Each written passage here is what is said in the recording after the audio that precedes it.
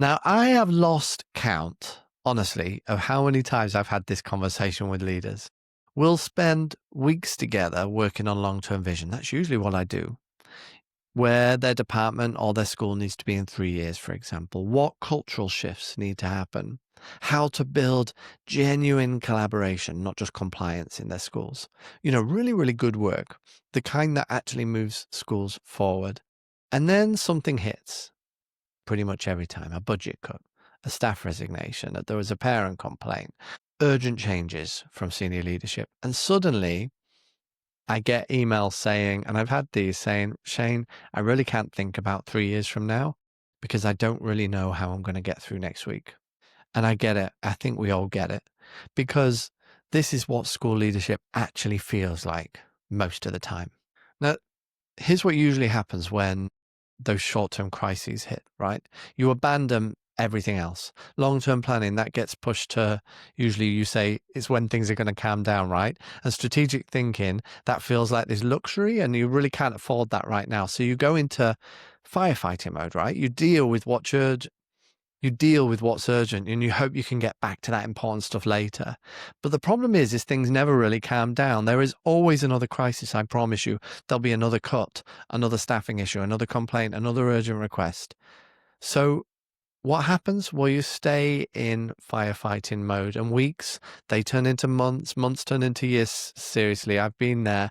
And suddenly you're 3 years down the line wondering, why has nothing actually changed? And I see this constantly. Leaders who are incredibly busy, but not actually moving forward, exhausted from constant crisis management, and yet really frustrated because they're not building anything lasting. The sad thing is that there's something that no one wants to hear, and that this isn't just about being overwhelmed. It's actually about making a choice to let your short-term urgency dictate everything. Now, before anyone gets defensive, I'm not saying crises aren't real. They definitely are. Budget cuts real, right? Staff resigns. That's real. Parent complaints. They're real, and you can't ignore them. But you can't also let them become your entire existence, because when you do, you lose the ability to actually lead. You become reactive. You get blown around by whatever's happening this week. That was something that was introduced to me by my old boss, Stacey Wallace. She talked about this whirlwind that's pulling us off the path, and we have to keep coming back to the path. So the question isn't whether you deal with crisis. Of course you do. The question actually is whether you let these crises stop you thinking long term. Now, let me tell you what happens if you actually abandon long-term thinking. F- Firstly, you make short-term decisions that create long-term problems. For example, you hire whoever's available quickly, maybe rather than finding that right person. Or you cut the PD budget because it's easier than other cuts. Or you change the reporting system to please parents without thinking about the workload. Each decision feels justified in the moment, doesn't it?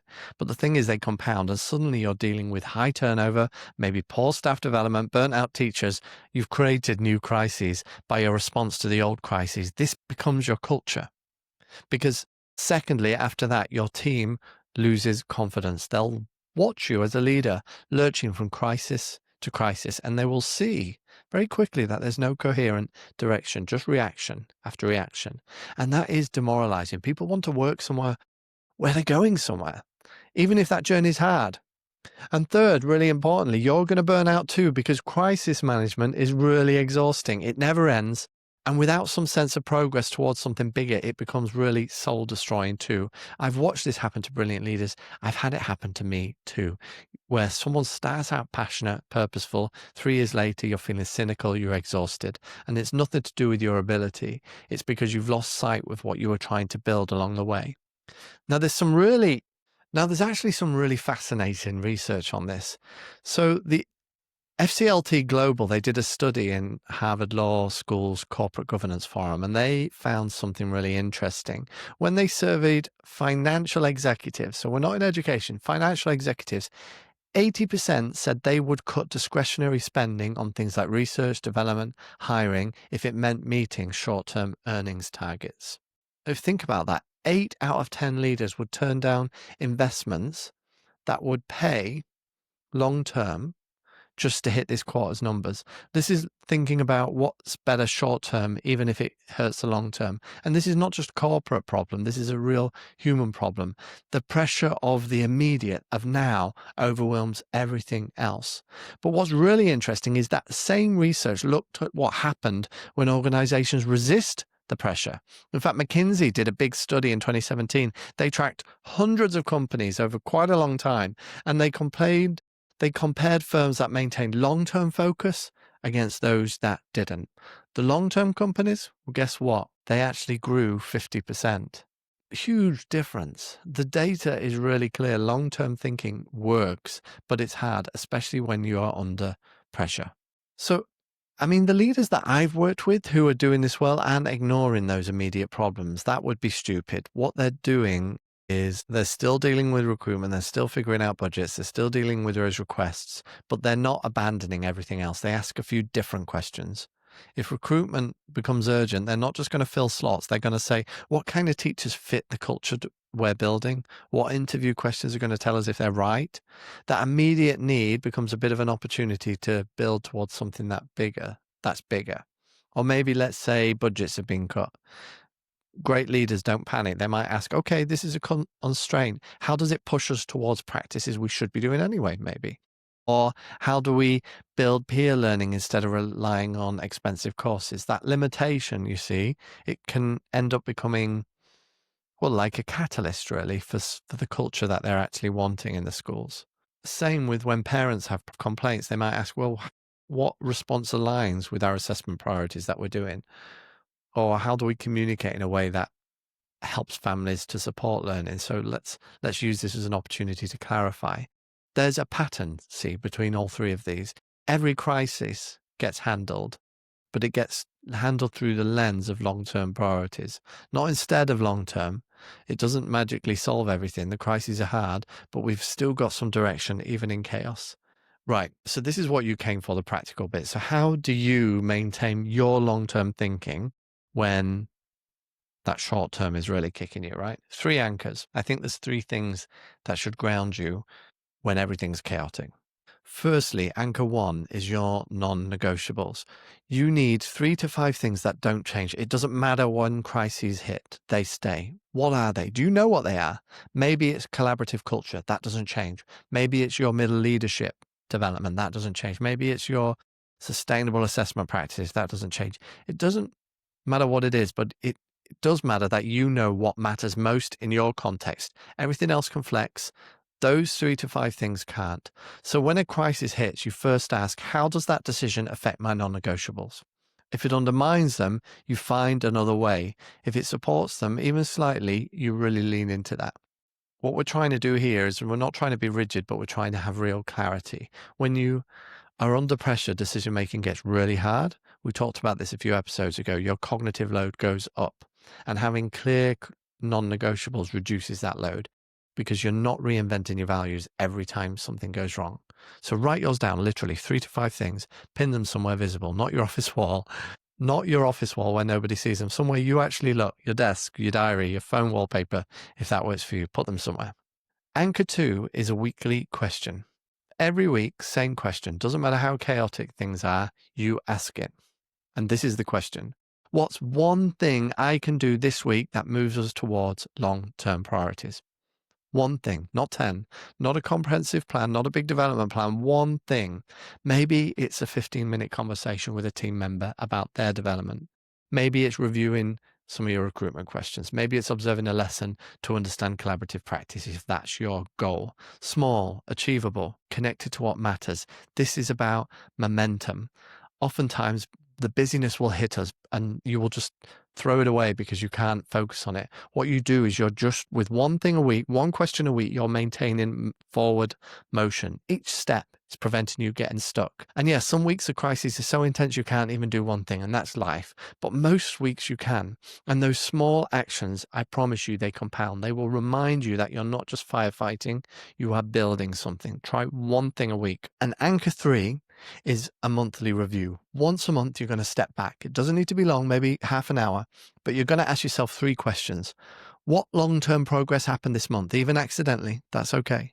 Sometimes crises force change that Sometimes crises actually force change that align with your priorities. You need to notice that, you need to celebrate it, you need to build on it.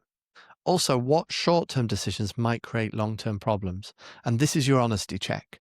You're going to be making decisions under pressure, fair enough. But now you need to ask, will this come back to bite me? And if yes, how am I going to mitigate that? And the third question is, what's one adjustment I can make next month to better balance the urgent and important, not a complete overhaul?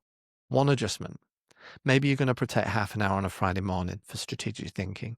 Maybe you involve your team more in crisis decisions so that they understand those long-term priorities. Or maybe you have to say no to one of the regular meetings that doesn't serve your non-negotiables. The point of this monthly review isn't to beat yourself up. It's to actually just to learn, to adjust, maintain perspective. Now, I want to acknowledge something.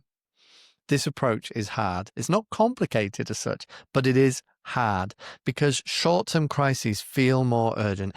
Well, they are more urgent in some ways. Someone's waiting for an answer, a parent's upset, deadline's looming. We get it.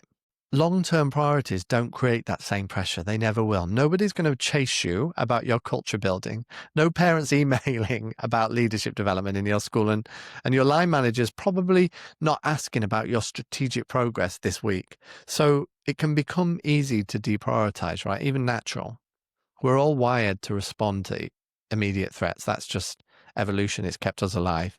But it really does make us rubbish at strategy, at actually building something that lasts, leading rather than just managing. There's something else worth knowing that, the Boston Consulting Group, they did some research on organizational change, and they found that 75% of change fails. That's 3/4 of change, not because the ideas were bad, but because people, and not even because people didn't work hard, but because when things got difficult, the organizations reverted to short-term thinking. The pressure of the moment overwhelmed the plan for the future, and that change just collapsed. This is the real danger. Not that you're going to make one bad decision under pressure, because you will. We all do. The danger is that your short-term thinking becomes your default, that you stop even trying to think strategically. The other reason this is hard, well, it requires discipline, not motivation, discipline. Doing the right thing, doing the thing, even when you don't feel like it, asking that weekly question, even when you're exhausted, the monthly review, even when you're busy. Now, nobody's going to be able to give you this discipline, not me, not course, not even a book. You've got to decide it matters enough. And honestly, some people decide it doesn't. They accept that leadership is going to be constant firefighting, and that's their choice. It's not one I'd make, but it's valid. But if you're still listening, I am guessing you want something different. I am guessing you want to build something lasting, even within that chaos. So here's what I want you to remember from this episode. Those crises, they're not going to go away. They're part of leadership. They're a part of school. They're a part of life. Waiting for calm before you think long-term is going to be waiting forever, I'm telling you. But you don't also have to choose between handling the crises and thinking strategically. You can do both, not perfectly, but adequately. Think about those 3 anchors, non-negotiables that guide decisions, weekly questions to really maintain your momentum, and a monthly review that builds your learning. Start with one. The weekly question is probably the easiest, I'd say. Every Friday, maybe ask yourself, what's one thing I can do next week that's going to move us towards those long-term priorities? Do that for a month, then maybe add on the non-negotiables. Get clear on what doesn't change, and then add the monthly review. Small steps. And they are small steps, but they compound. And they're going to keep you grounded when everything's chaotic. And they're going to remind you that you're leading, not managing. And if you want a bit of support on clearing the clutter, of course, join me. I'm launching my Education Leaders Intensive in January, 10 weeks, working on exactly these kind of leadership fundamentals and making them systematic, building your capacity to lead strategically, even in a crisis. You can find the details on my website. You can find the links in the show notes. Go check them out. Whether you join or not, it's the principle that matters. Don't let short-term chaos steal your long-term thinking. You can hold both. And you have to hold both. Otherwise, you're going to wake up 3 years from now wondering, why am I still firefighting?